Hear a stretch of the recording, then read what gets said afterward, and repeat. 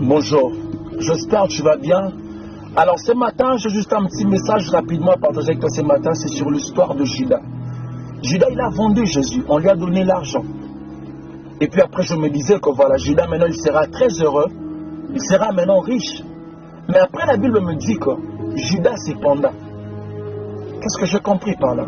La Bible voulait aussi nous faire comprendre que tu ne gagnes rien du tout en faisant du mal à ton frère. Cette feuille que vous voyez, ça ressemble à un cœur. Si je prends cette feuille, je la froisse et j'essaie de le remettre comme avant, cette feuille ne sera plus comme avant. Pourquoi? Tu vas remarquer le signe. C'est la même chose quand tu blesses quelqu'un, tu blesses son cœur. Cette personne ne sera plus la même personne. Pourquoi? Il y aura de cicatrices qui vont rester dans son cœur. Celui qui blesse oublie, mais celui qu'on blesse n'oublie pas parce que le cicatrice reste. Ne jamais bâtir ton bonheur sur le malheur des autres. Tu n'as pas besoin de détruire ton frère pour être levé. Le fait de salir ton frère ne te fera pas aimer à sa place. Le mal que tu fais aux autres aujourd'hui, un jour ça va te rattraper. Même si ça ne te rattrape pas, mais ça va rattraper même tes enfants. C'est ce qu'on appelle le karma.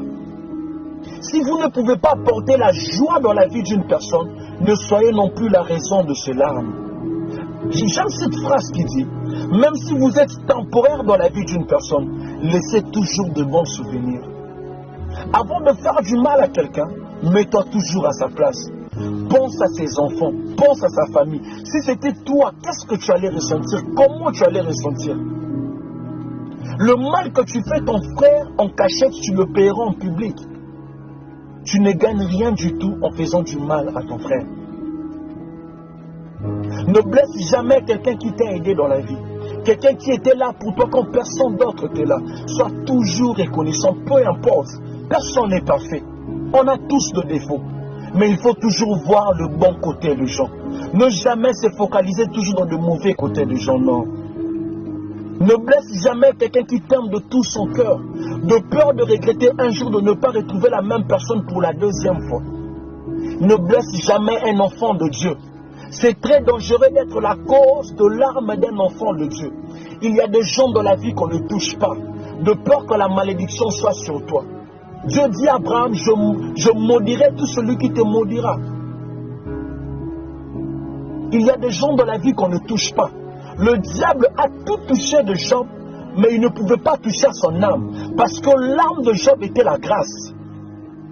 On ne touche jamais à la grâce, parce que la grâce c'est Dieu lui-même. Il y a des gens dans la vie, tu peux toucher à sa réputation, tu peux salir sa réputation, tu peux dire n'importe quoi sur son nom, mais tu ne toucheras jamais à sa grâce. Parce qu'il y a des gens dans la vie qui sont appelés à aller loin, peu importe ce que les gens diront. Détester un enfant de Dieu ne lui empêchera pas de réussir.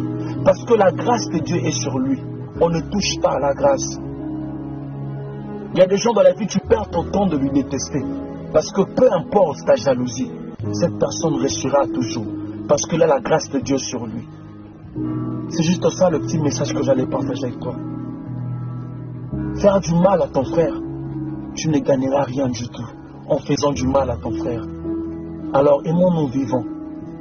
Ça ne sert à rien de nous faire du mal. Que mon Dieu te bénisse. Tout est vanité. Que mon Dieu te bénisse. C'était juste ça le petit message que j'allais partager avec toi. Merci beaucoup.